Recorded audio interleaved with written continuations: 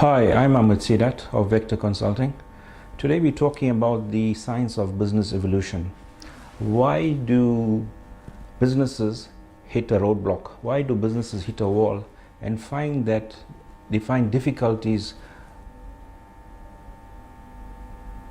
in overcoming, they find difficulties in climbing the wall? This is one of the major issues that are facing businesses, because businesses find that in today's times, in today's environment, that they have a plan, they need to stick to the plan. Well, you have a plan, that's good. Stick to your plan, that's not good. I don't think so. Sticking to your plan, as your journey progresses in your business, you need to align your plan with the times, with the roadblocks that you're stumbling. Let's take a journey.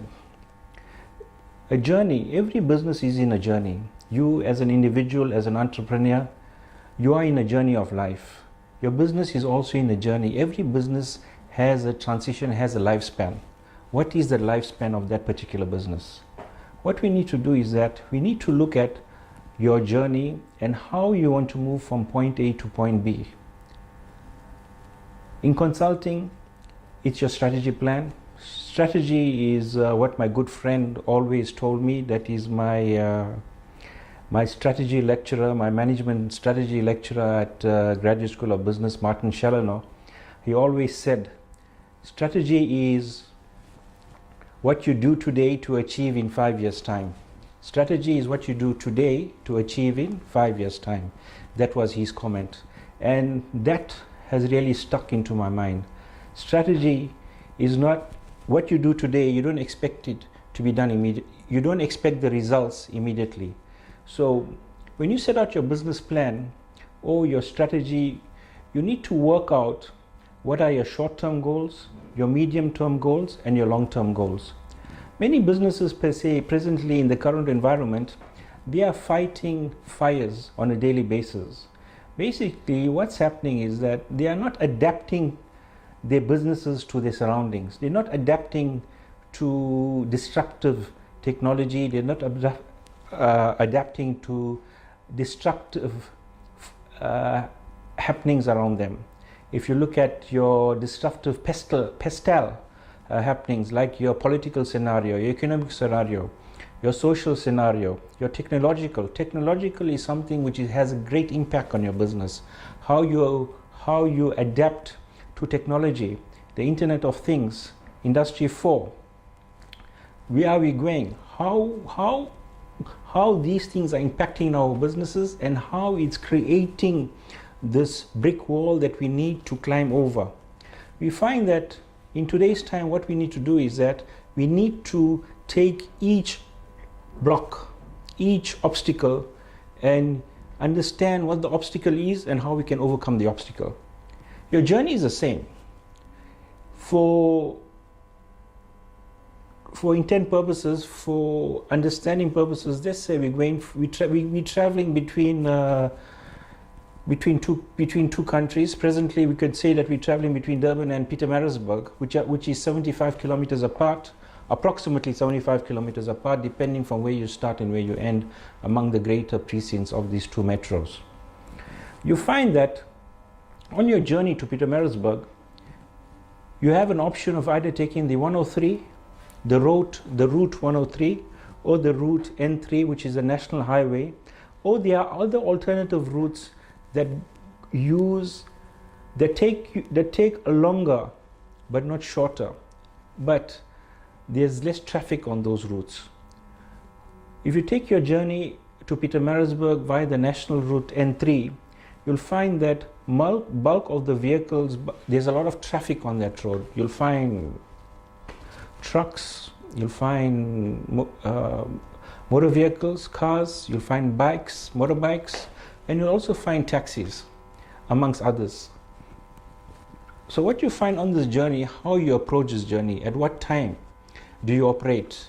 So you find that your hours of operation, what time you want to start your journey, your daily journey. So you look at your hours of operation, whether it's from 9 to 5, 8 to 4, from 7 to 3, 7 to 4:30, or you're going to run day shift, night shifts.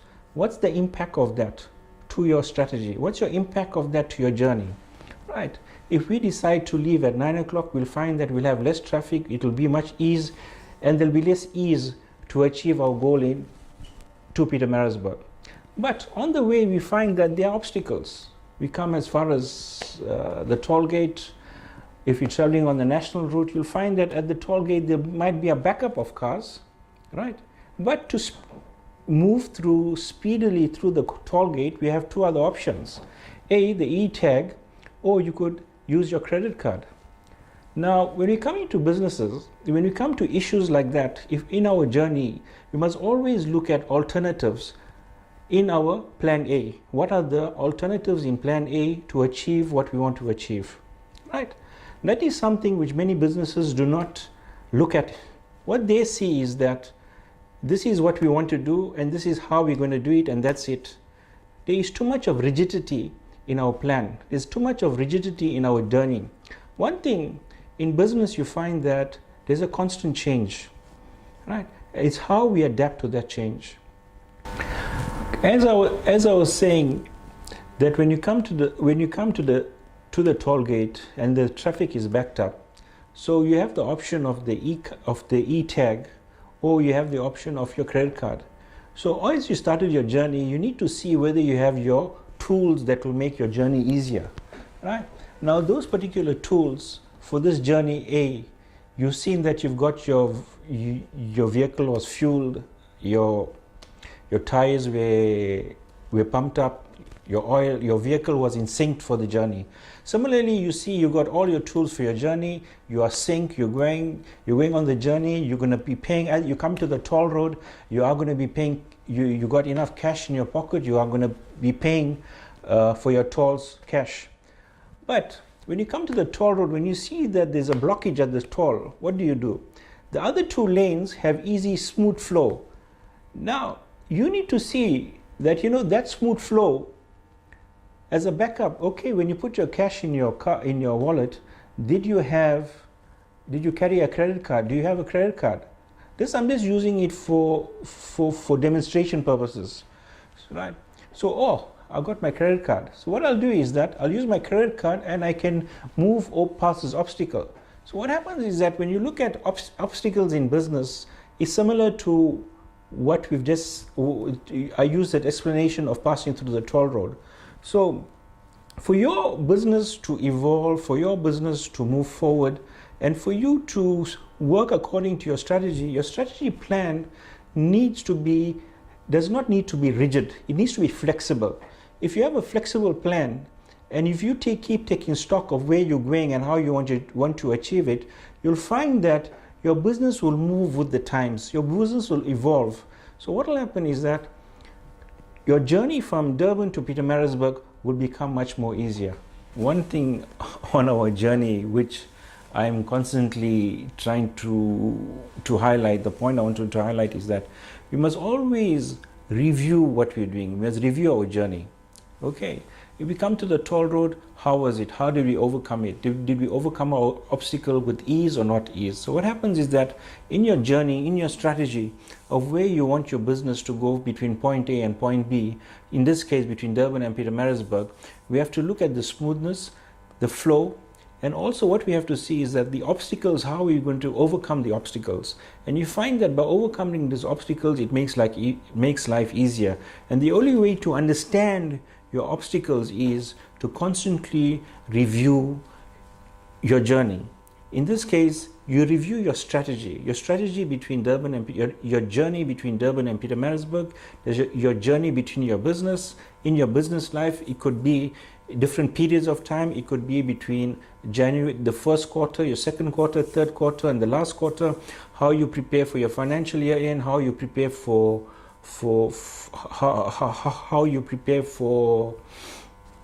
festive seasons, for festive holidays. So these are very pertinent aspects that we need to look in our business. And one thing, if you're having this issue of not finding your your realized performance, what you need to do is that you can contact us at Vector Consulting, and where we can assist you and show you how to continue this journey of yours quite smoothly. There's one point I would like to highlight, which I'm constantly asked by readers of the book. What's the essence behind the 50 Rand principle in the book? The essence of the 50 Rand principle, there's 2 points that we want to highlight. One is financial literacy and the value of money. The value of money when we transition generations, and on financial literacy side, whether we're getting our pricing right through current generations. We find that when we use the 50 Rand principle in family-owned businesses or in consulting, we find that our friends, our business colleagues, that want their business want to find out why they're having these issues in their businesses. So what we do is that we make them understand the 50 Rand principle. What is the 50 Rand principle? The 50 Rand principle, as I say early on in the book, is dedicated to my clients that have whatever I've learned from them, I'm taking on to the new clients, onto new assignments and meeting into new people, and how we can enhance this process. Many years ago, well over 25 years ago, I met a gentleman. This gentleman has passed on, and he had a business similar to mine. May his soul rest in peace. And we're having an issue, we're having a price fight in the marketplace. And what he did was that he called me up, he told me, I want you to come and see my factory. Me as a young Turk, an opposition calling you to see his factory, to view his factory, I can learn something, I can get some ideas from him. And what I did was that I took this journey up and I went to go and see him. When I went to see him, we talked about everything else but viewing the factory. And then he told me one thing, I just have to go out for a few minutes. I want to relieve myself. Here's 50 Rand. Go out and buy a pie, Coke and tea, because you know my girl is off today. I reckon, okay, no problem. I went out. I bought it. He's told me I spent that 50 Rand. In fact, I spent more than 50 Rand. I came back to him and I told him, you know what, here's your slip, that's it. You know what, I spent it. He reckon, okay, have it. So I enjoyed the pie, and I bought extra so I could share with him. We had the tea and the drinks, whatever it was at that point in time, the snacks. And after I finished that, he told me, I want you to understand something. Tell me, how long did it take you to spend that 50 Rand? I told him it took me less than a minute. I gave the order, I gave the guy the money, and next minute what this guy did was that I collected my parcel and I came back to you. He reckon, right, okay, fixed up. You know how he talks, fixed up. He reckon, hey, Lighty, you need to understand now. How long is going to take you to earn that 50 Rand? Huh? How much of stuff you have to go and sell now to earn the 50 Rand? How much of profit? So what I want you to do is that don't cut price. We all in this together, right? So what we'll do is that you know what's your price, what's your margin. You stick to that. I'll stick to mine. But you know what? If you're going to be selling, cutting price, and your business is not going to last, you're not here for the long term. You're here for the short term. So if you want to be here for the long term, play the game, and the fields will be right. So you'll be here for the long term. I'll be here for the long term. That advice was the most beneficial advice I've got from one of my friends. I don't even take him as a client, as a friend, or an opposition, was a friend. Because at that point in time, we had butts head. But he did not use transactional relationship. He did not come knocking, banging at my door, caught me by my collar. But what he did was that he used transformational methods of sorting issues out. Now, that's something, that is what we wanted to explain in the book about the 50 Rand principle. Going out there, the time that you spend, how long it takes you to spend the money and how long it takes you to earn the money. You can use that for setting your price for your merchandise, and also educating your next generations that are coming through the value of money. You need to bring in outsiders into your business who are less emotionally bound in order to assist you on your journey. I wish you the best of luck in joining you on this journey of evolving your business. Thank you for watching this video. Hit the subscribe button and like button for the next video.